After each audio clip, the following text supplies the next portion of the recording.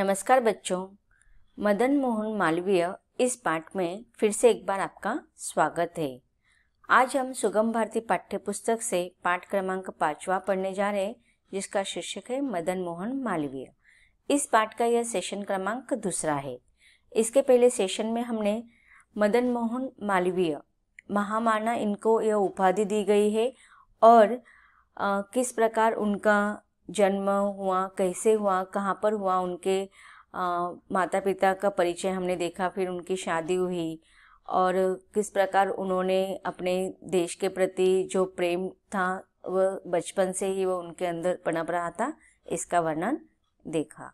अब हम अगले परिच्छेदों में देश के प्रति उन्होंने कौन कौन से कार्य किए हैं, इसका वर्णन विस्तार से पढ़ेंगे। चलिए तो बच्चों, अब पाठ्य पुस्तक निकालेंगे और अगले परिच्छेदों को हम विस्तार से पढ़ेंगे। काला कांकर नरेश राजा रामपाल सिंह मालवीय जी से बहुत स्नेह करते थे, अर्थात उन्हें उनके प्रति बहुत ज़्यादा प्रेम था। वह उनके गुणों और स्वभाव से बहुत प्रभावित थे। उन्होंने मालवीय जी को वकालत पढ़ने के लिए मजबूर किया और पढ़ाई के लिए बराबर 200 रुपये खर्च देते रहने का वायदा किया, पर वे वकालत पढ़ना नहीं चाहते थे। लेकिन इच्छा न रहते हुए भी वह प्रेम भरा अनुरोध न टाल सके। अब देखिए, यहाँ पर हमें बताया गया है कि इस परिच्छेद में किस प्रकार से उन्होंने अपनी वकालत पूरी की थी। उन्हें वकालत करने में बिल्कुल भी रुचि नहीं थी, लेकिन काला कांकर नरेश और राजा रामपाल सिंह, इनका अनुरोध था, वे चाहते थे, वे उनके प्रति बहुत प्रेम था, उनको स्नेह था और उनके गुणों के वजह से वह उनका वकालत करवाना चाहते थे और वकालत का खर्चा भी उन्होंने ही किया था।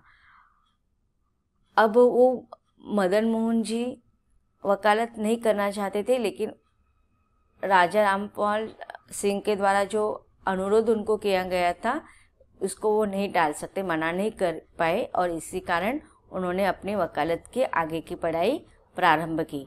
विधि की पढ़ाई अर्थात वकालत की पढ़ाई करने के बाद उन्होंने हाई कोर्ट में वकालत शुरू कर दी। वकालत में उन्होंने थोड़े ही वर्षों में अच्छा नाम कमा लिया। वकालत के क्षेत्र में मदन मोहन मालवीय जी की सबसे बड़ी सफलता चौरी चौरा कांड में अभियुक्तों को फांसी से बचा लेने की थी। अब देखिए, यहाँ पर चौरा चौरी स्थान पर जो घटना हुई थी इसका वर्णन किया गया है। फरवरी 1922 में गोरखपुर जिले के चौरी चौरा नाम के स्थान में एक सनसनी घटना घटी। जनता ने पुलिस थाना जला दिया। अब देखिए, उस समय जो गांधी जी ने असहयोग आंदोलन छिटकारा था, उस असहयोग आंदोलन के कारण चौरी चौरा स्थान पर आंदोलनकारी जो होते हैं, राष्ट्रभक्त जो थे, देशभक्त थे, उन्होंने क्या किया था, वहाँ पर चौरी चौरा स्थान पर एक जो पुलिस थाना था वहाँ पर आग लगा दी थी और उस समय उस पुलिस थाना में लगभग 22 सिपाही थी, वह वहाँ पर जलकर उनकी मृत्यु हो गई थी और इसी कारण उन देश भक्तों पर मुकदमा लगाया गया था, उनको फांसी की सज़ा सुनाई दी गई थी। मुकदमा चलने पर सेशन जज ने 191 अर्थात 151 लोगों को फांसी की सज़ा दे दी थी। जब मामला हाई कोर्ट में गया तो वे पैरवी के लिए मालवीय जी को बुलाया गया। उन्होंने इतनी अच्छी बहस की कि वे सबके सब अभियुक्तों को साफ बचा लिया। अभियुक्त अर्थात जो गुनहगार थे उस समय, जिनको फांसी की सज़ा सुनाई गई थी, उन सारे लोगों को उन्होंने फांसी से बरा करवा दिया था, बचा लिया था। अब देखिए, इसके पहले परिच्छेदों में हमने देखा था कि उन्होंने पत्रकारिता का संपादन किया था।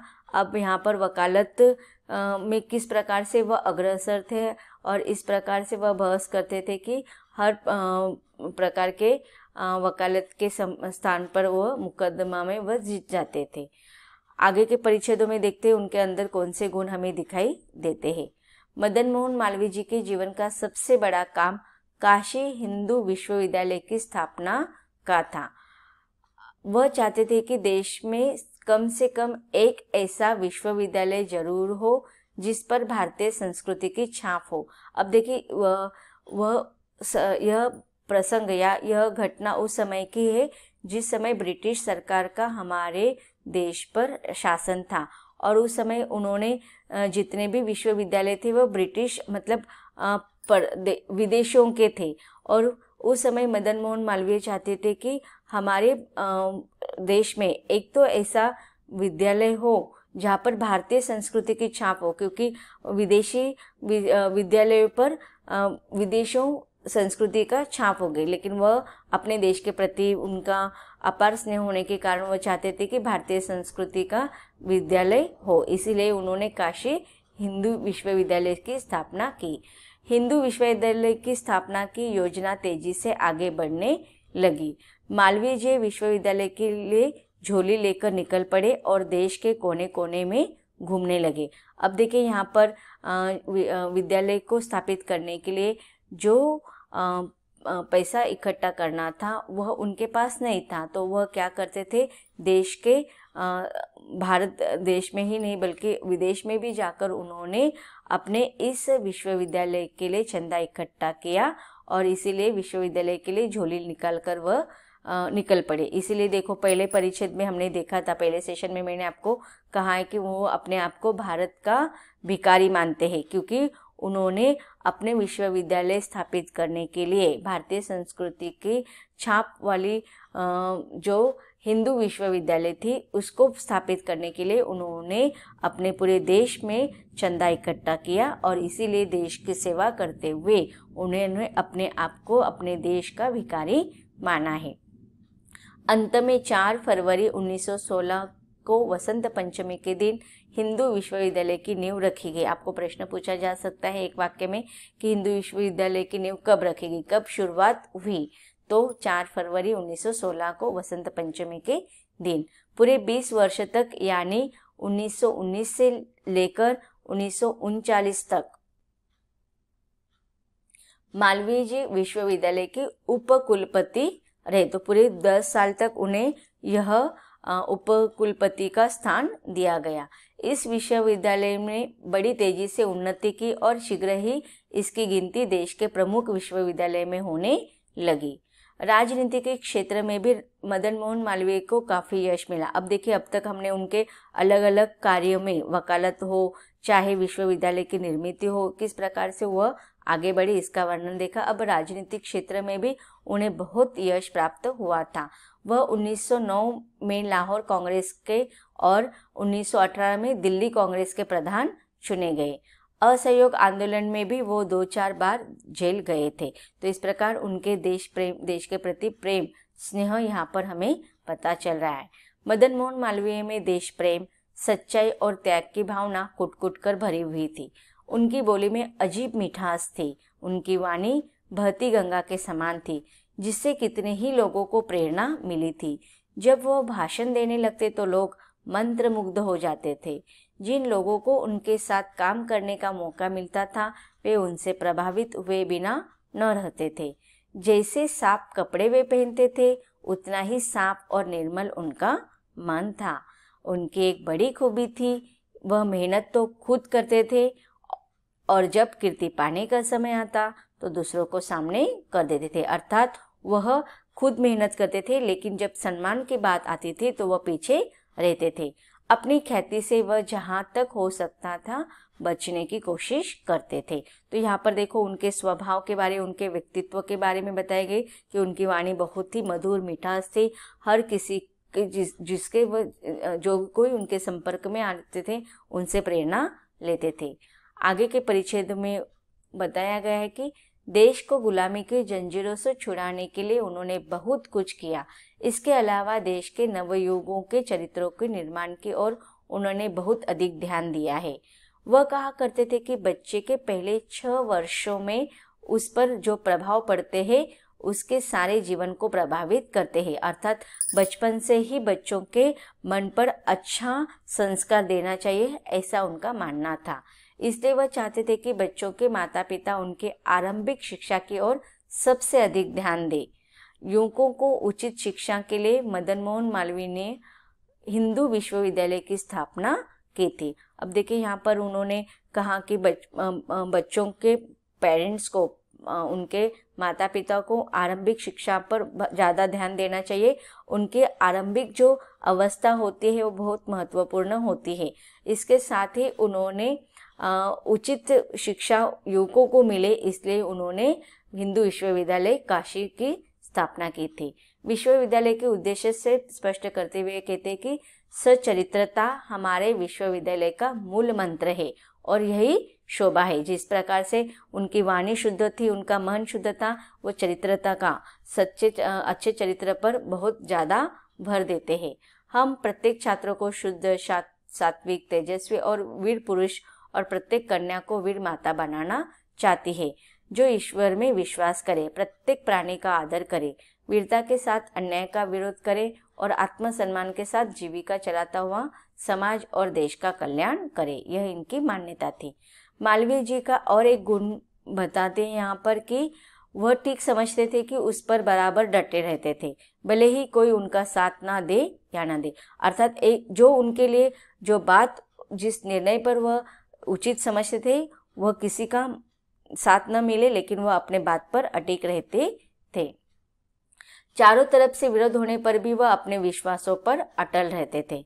जब कभी हिंदू विश्वविद्यालय को धन की कमी पड़ जाती थी तो वह झोली लेकर निकल पड़ते थे। उनमें कोई ऐसी विशेषता थी कि जिनके द्वारा द्वार पर पहुंचते वहां से वह खाली हाथ न लौटते थे। मालवीय जी ने एक और बड़ा काम किया था, उन्होंने हिंदी को ऊपर उठाया। अब देखिए, सबसे महत्वपूर्ण कार्य उनके जो अब तक हमने देखे उसमें सबसे महत्वपूर्ण और एक कार्य की हिंदी भाषा को उन्होंने बहुत ही महत्वपूर्ण योगदान दिया है। एक समय था कि जब अदालतों में हिंदी में अर्जी देना भी बड़ा कठिन काम था। उन्होंने जी तोड़ कोशिश करके अदालतों में हिंदी प्रचार का कार्य करवाया। जहाँ तक संभव होता था वे हिंदी में ही भाषण देते थे। कई बार अंग्रेजी पढ़े लिखे लोगों के बीच में विश्वविद्यालय की सभी सभाओं में भी वे हिंदी में ही बोलते थे। इस प्रकार हिंदी भाषा के प्रति उनका लगाव यहाँ पर दिखाई देता है। इस प्रकार मालवीय जी ने तरह तरह के देश सेवा की है। अत्यंत निर्धन परिवार में जन्म लेकर भी वह ऊंचे से ऊंचे स्थान पर पहुँचे और राष्ट्र और समाज के सेवा भाव ने देश की जनता का दिल जीत लिया। उनके निस्वार्थ जीवन की कहानियां हमें शिक्षा देती है कि हमें दूसरों के लिए जीना और मरना चाहिए। तो बच्चों, इस प्रकार इन परिच्छेदों से हमें पता चलता है कि वे एक अच्छे वकालत करते थे। इसके साथ साथ उन्होंने काशी विश्वविद्यालय की स्थापना की, वहाँ पर वह उपकुलपति का स्थान भी उन्होंने ग्रहण किया। फिर कांग्रेस के वह प्रधान भी चुने गए थे। असहयोग आंदोलन में भी उन्होंने अपना योगदान दिया है। तो इस प्रकार देश के प्रति उनका अपार स्नेह हमें दिखाई देता है। इसके साथ साथ नव युवकों की सच्चरित्रा पर वह भर देते हैं और इसीलिए उन्होंने नव युवकों के बचपन अवस्था में उनको उचित संस्कार देने पर उन्होंने अधिक जोर दिया है।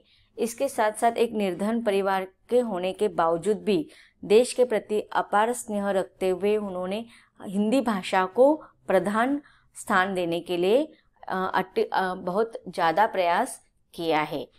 तो इस प्रकार इस पाठ के माध्यम से हमें निर्धन परिवार में जन्म होने के बावजूद भी अगर हम चाहेंगे तो हमारे कार्यों के द्वारा हम आगे बढ़ सकते हैं। इसका देश प्रेम युक्त जीवन व्यतीत करने वाले एक महर्षि और राजश्री महामाननीय मदन मोहन मालवीय द्वारा यह हमें ज्ञात होता है। तो बच्चों, अब तक हमने इस पाठ के माध्यम से मदन मोहन मालवीय, इनकी चारित्रिक विशेषताओं को समझा, उनकी कर्तव्य परायणता की भावना को समझा और उनके देश के प्रति देशभक्ति को भी हमने समझा। तो इन गुणों को हमें आत्मसात करना चाहिए। यह पाठ यहीं पर समाप्त होता है। धन्यवाद।